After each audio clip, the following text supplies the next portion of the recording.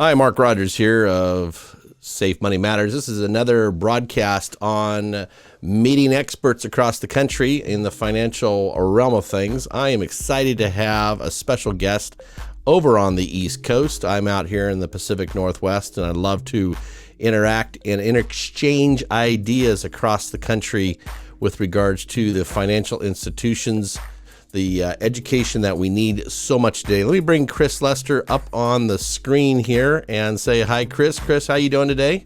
Hey, great, Mark. Thanks for having me, and excited to be here. Yeah. Well, it's early morning my time out here as we've got that 3-hour difference, so it's all good. So tell me a little bit about how did you get into the industry? I know you've been in for quite a long time. What brought you into the financial services industry? Well, it's a great question, Mark. And, I sort of stumbled into this business. I went into the Navy at a very young age. I went into the Navy to be a Navy SEAL. My uncle was Navy SEAL, and I wanted to follow in his footsteps. Unfortunately, my eyesight was not up to par. So I never made it through BUD/S, but I got a tremendous background in mechanical engineering. I learned how to take things apart and put them back together: plumbing, pipe fitting, damage control, all of these things. And one of the things I learned at a very early age is I hated getting filthy dirty. So when I got out of the military, I moved back to from California back to New Jersey, and I had recently gotten married, and my mom had reached out to me and said, "Hey, a high school buddy of mine, she ran into him, and he'd like to come over and talk to you." I said, certainly. So I called him up. He talked. We talked, and he came over and met me and my my wife at the time, and my newborn. And basically, it was an insurance sales pitch. He basically worked for A.L. Williams, and they have a concept of buy term and sell and invest the difference. So, he after he had made his presentation, he turned around and he said, "Hey, would you like to make some money part-time?" And, I was working at a plumbing and heating supply house at the time. Who wouldn't, mind making some extra money?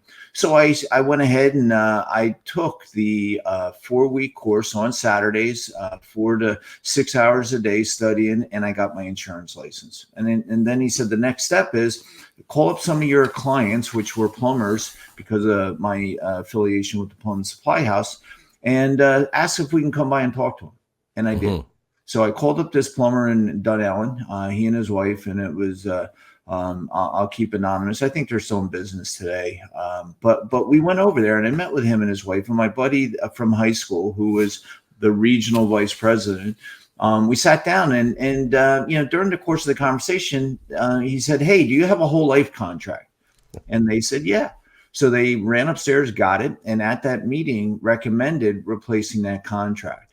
So I took that contract because it was part-time. So I went back to the supply house. Now, remind you, I had just gone and became a licensed insurance agent and opened up the first few pages, and there was terminology in there. I had no idea what it meant. Right. Specifically, it was something called basis of computation. So I turned around and I called up my buddy and I said, "Hey," I said, "what's this mean?" And he goes, "I don't know." I said, "What do you mean you don't know?" I said, "We just recommended to somebody that they replace something that they have." So I started a quest over 30 years ago to find out everything I possibly could about insurance and finances. So that's where I am today. I'm extremely blessed. But what I always share with folks is, listen, insurance and investments are complicated because they're typically written by actuaries and attorneys. And when you put those two words in one sentence, put your seatbelt on. So that's why, I make it a point to educate folks first to find out, what they have. And once they understand what they have, then we can make suggestions and recommendations on, is that what you want? So thanks for the question. Sorry for the long-winded answer. No, it's good. And I have a similar story, but we won't get into that right now. But what I've appreciated about you, Chris, and the team is always doing right for the client, right? And so in that little scenario right there, you had to question it, what it is, and you have to figure out what is right for the client. And these are all good. There's a lot of good tools out there, but every tool may or may not be applicable to the client. And it's so good to help educate the client. Do you have any? Do you have any stories? Any recent stories? Any story that really jumps out at you of how you've been able to help somebody here recently or sometime in the past? So yeah, I have a sort of, I try not to be jaded. I'm a glass half full kind of guy. I'm an Yep. optimist, but I have found in my experience that money makes people funny. Yeah. And I had my buddy, specifically, I talk about this because extended care, long term care. He owned a dental lab, and as a business owner, I had suggested to him that he purchase it through the business back in like 2000, and he did. He followed my advice, and Yep. then lo and behold, he sold the business, got a couple $1 million, and then about 10 years into the policy, they kept raising the rates on him. And Yep. this is before I knew what I didn't know. And also the insurance industry has since improved products, but those rates in the long-term care on the old traditional Yep. long-term care were not guaranteed. And Hmm. so although he had the money, it just irked him. Yep. So he finally let the policy lapse, and Yep. he passed away in 2015.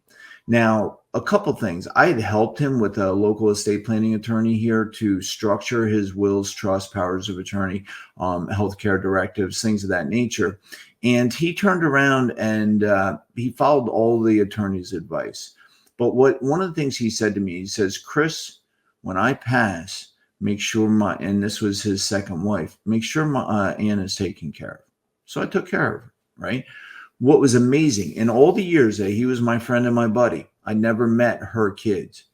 Yeah. Now that my buddy has 2 kids, but the other 5 on her side, he wanted to make sure she was taken care of. But in the event that she passed, wanted it to go back to his kids.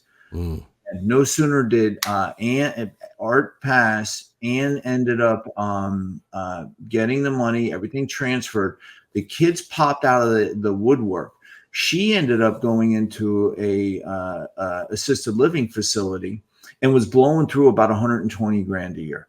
Yeah. And I watched an estate go from about 2 million down to about 300,000. They almost went bankrupt with the consumption of the estate due to that illness and the extended care. And this is why I'm so passionate about it with recommending it, because it's one of those areas. And I think, Mark, you're an expert in this area. Washington is one of the first states to mandate it with last year, and went into effect this year. And there's 12 other states that are now looking at similar laws. But what I watched is those kids turn around and start to have their claws out towards this asset.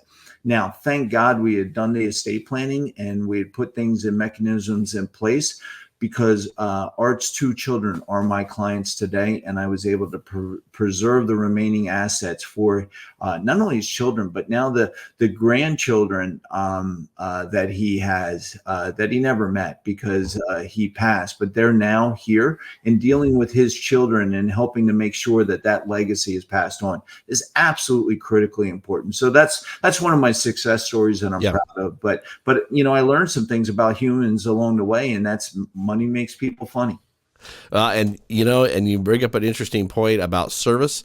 And what I so appreciate hearing from you, Chris, is that service to clients. There's many that I know that don't serve their clients. They just help them and they move on. And I really appreciate that about the service, because I strive to do the same thing as well. So let's figure out how people can come see you here. So I'm going to pop up this your website, and I'm also going to add this is your website, Professional Planning Services, and they can find you. Are they able to find you over on Facebook or YouTube as well, Chris? Yeah, we're on LinkedIn, we're on Facebook, we're on YouTube. I'm actually did a Social Security education class through the Adult Financial Education Services last Saturday, and I have another one this Saturday at Rutgers Business School. But we're always doing events, and whether it's on Social Security, whether it's on Medicare planning, whether it's on custodial care, long-term care, and I also run a weekly chat with Chris on Thursdays. And we just really pride ourselves on educating the community and folks first, because decisions, and especially the things I just mentioned, Social Security, Medicare, taxes, long-term care, custodial care, it's complicated. It is. And if you don't understand it, you could be in for a rude awakening. So thanks, Mark, for having me. And if anybody has any questions, please reach out, and to our office. Me and my staff are happy to help. You betcha. Well, there we go. Mark Rogers here signing off on Safe Money Matters, having Chris Lester over at Financial Professional Planning Services.com. Jump over there, find him, and you'll be able to find him over on the social media outlets as he's doing his education as well. And so with that, Mark Rogers here signing off, and we will catch you on another one.